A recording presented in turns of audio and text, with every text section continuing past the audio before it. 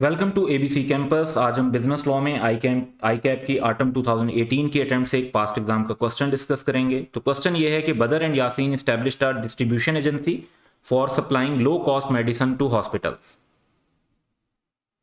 Yasin, by way of verbal agreement, allowed the agency to use his ancestral land for the business of the agency.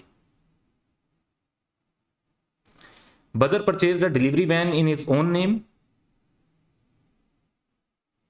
with partnership money.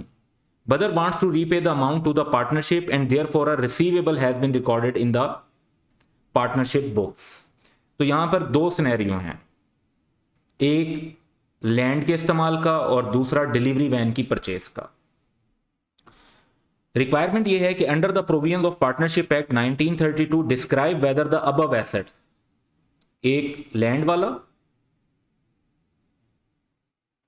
और एक delivery van वाला, would be consider to be partnership property, कि क्या उन्हें partnership property consider किया जाएगा या नहीं किया जाएगा। तो वन बाय वन दोनों पर बात करते हैं। पहली बात अगर हम करते हैं कि वो जो लैंड प्रोवाइड की है यासीन ने, तो यहां पर देखें कि वो चीज पार्टनरशिप की प्रॉपर्टी समझी जाती है subject to the contract between partners, जो पार्टनरशिप में ओरिजिनली लाई गई हो या फिर जो है वो एग्री किया उन्होंने कि ये पार्टनरशिप का एसेट है, यानी उनकी क्लियर इंटेंशन हो कि पार्टनर्स की कि ये पार्टनरशिप का एसेट कंसीडर होगी। तो लॉ के मुताबिक subject to contract between partners, land would not be treated as partnership property.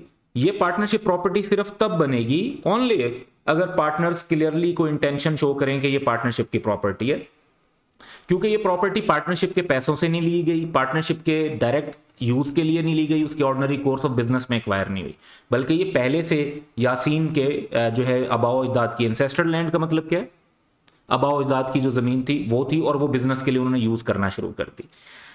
तो but since Yasin by way of an agreement brought the property only for the use of partnership, तो mere use of such land by partnership would not make it the land part of the partnership property. इसको partnership की property consider नहीं किया जाएगा, क्योंकि ये land rent पर भी दी जा सकती है और जस्ट पार्टनर की तरफ से एक कह लें कि एक्स्ट्रा बेनिफिट भी हो सकता है पार्टनरशिप बिजनेस के लिए कि उसने अपनी लैंड प्रोवाइड की है। अब इस लैंड की वैल्यू में कोई इजाफा होता है तो वो सारा हक यासीन का होगा, वो दोनों पार्टनर्स में डिस्ट्रीब्यूट नहीं होगा।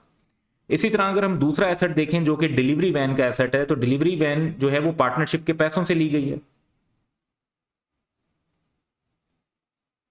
और जो चीज पार्टनरशिप के पैसों से ली जाए वो पार्टनरशिप की प्रॉपर्टी होती है अनलेस कॉन्ट्रेरी इंटेंशन हो, और यहां पे कॉन्ट्रेरी इंटेंशन है।